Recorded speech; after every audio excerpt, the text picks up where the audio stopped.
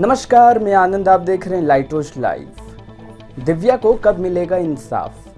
हो सकता है आज की खबर सुनने के बाद आपके भी मन में ये सवाल उठे और आप भी कहें कि दिव्या को कब मिलेगा इंसाफ।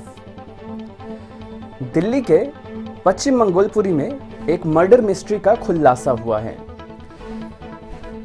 जब ये जानकारी मिली, साथ ही साथ हमारे संवाददाता पहुंचे पूरी घटना की ग्राउंड रिपोर्टिंग करने। संवाददाता वहां पहुंचकर क्या पाए, ये आपको दिखाने से पहले आपको बताते हैं घटना से जुड़ी कुछ बातें।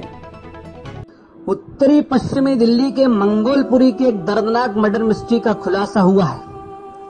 दिनेश पचौरी अपनी पत्नी और 2 छोटे बच्चियों के साथ वाई ब्लॉक के मकान नंबर 1680 में तीसरी मंजिल पर निवास करते थे। आपको विदित है कि मकान नंबर 1680 शंकर की पत्नी गरिमा का है, जो अपने परिवार के साथ रहती थी।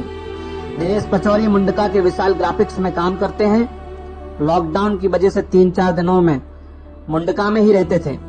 शुक्रवार रात्रि में दिनेश ने अपनी पत्नी से बात की और दूसरे ही दिन दिनेश की मम्मी ने दिनेश को फोन करके बताया कि दिव्या का गला काटकर मर्डर कर दिया गया है। लाइटोस लाइव देखने वाले सभी दर्शकों का स्वागत है। अभी मैं मंगोलपुरी के वाई ब्लॉक के 1680 के एक दर्दनाक जो मर्डर थी, उनके कुछ रिश्तेदार रहते हैं, वहाँ पे मैं पहुँचा हूँ बात करने के लिए। ये लोग बोल रहे हैं कि ये पुलिस की जो भी कार्रवाई है, इस कार्रवाई से ये लोग संतुष्ट नहीं है। बात करते हैं, जो मर्डर हुआ था उस लेडीज औरत का नाम था दिव्या। उनका हस्बैंड दिनेश पचौरी जी मुंडका के विशाल ग्राफिक्स पे काम करते हैं। लॉकडाउन की वजह से इनका घर पे आना जाना डेली नहीं हो पाता था।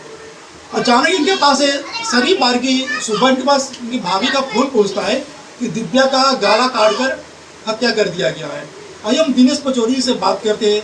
दिनेश पचौरी, तो मैं बहुत शोक व्यक्त करूँगा, ऐसा नहीं होना चाहिए था, लेकिन भाई बताइए आप इस मकान में कितने देर से रहे थे? इस मकान में 4 महीने से रहा।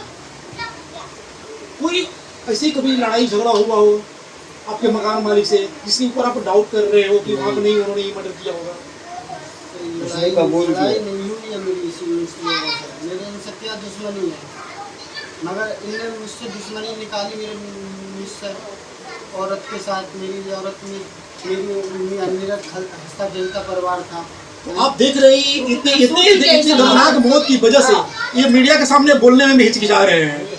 हम बात करते हैं इनके साथ। आपका नाम? चांदनी जी, जो आपने देखा था वहाँ पे, जो आपकी मम्मी वहाँ गई, आप गए थे वहाँ पे, तो आपने क्या देखा था वहाँ पे? इसके बाद पुलिस को फोन किसने किया था? पुलिस कितने देर के बाद पहुंची वहाँ पे? पुलिस 10 मिनट पहुंचने के बाद पुलिस ने पंचनामा करने के बाद फिर वहाँ से लाश लेके चली गई थी वहाँ से। इसके बाद पोस्टमार्टम करने के बाद लाश कब मिले थे आपको? तो लास्ट 11 बजे मिलने के बाद फिर इसके बाद आपने दाह संस्कार किया, यही है ना? तो आप ये देख सकते हैं क्या कि यहाँ पे जो मंगोलपुर एरिया है, यहाँ पर आए दिन घटना होती है और मकान मालिक की जिम्मेदारी बनती है कि हमारे मकान के ऊपर कौन आ रहा है, कौन जा रहा है। इतना ही नहीं, मकान मालिक के देख रेख में उस 4थी फ्लोर पे एक अनऑथराइज्ड तरीके से कॉल सेंटर भी चलता था, जहाँ पे आम तरह से लड़के लड़कियाँ आते और जाते हैं। ऐसा ये बात सही है? आपने देखा था ऐसा? और वहाँ पर आए दिन पार्टी होते रहते थे। तो क्या हमारा केजरीवाल जी का महिला बचाओ, क्या यही एक सरकार किताबों में दबा रह जाएगा कि हमारे कोई सरकार प्रशासन में कार्रवाई भी करेगी? आज दिन लड़कियों के साथ छेड़खानी होती है, मर्डर होता है और सब शासन प्रशासन चुपचाप सोए रहते हैं। अभी तक इस मर्डर में जो मकान मालिक है, मकान मालिक का नाम है मारिमा, उनका हस्बैंड शंकर, इनके लड़के जो कन्हैया और सोनू है, उनको मुख्य मुजरिम बनाया गया है। इस मुजरिम के साथ साथ अकेला कोई मर्डर कर नहीं सकता, मिलने के बाद किया जाता है। फिर भी इसके बाद उसको सोनू गिरफ्तार करके और लोगों को बाई छोड़ दिया जाता है।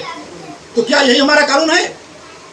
हमारे सिस्टम से सवाल है कि क्या हमारे इस तरह से हम लड़कियां जो हैं, औरतें जो यहाँ पर हम सहते रहेंगे और हमारा जो कानून व्यवस्था चरम सीमा पर कुछ देर मजाक बना के रखा रहेगा। कैमरामैन दिव्या के साथ समूह पांडे, लाइटोस लाइव, दिल्ली। सर, मैं दिनेश की माँ हूँ। मैं कासगंज में रहती हूँ। 4 लड़के मेरे दिल्ली में रहते हैं। एक लड़का मेरे पास रहता है। 3 बच्चे मैं अपने नाती पोता 3 बच्चे मैं पाल रही हूँ।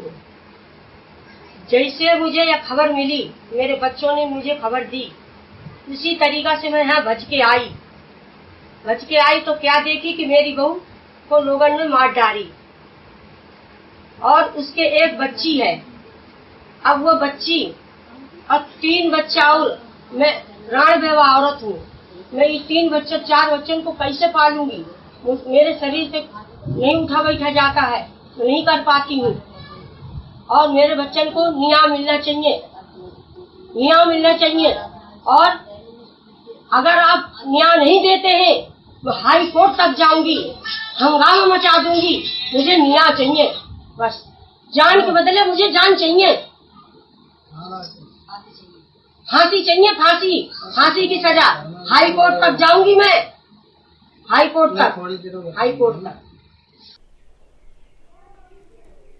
अभी के लिए इतना ही।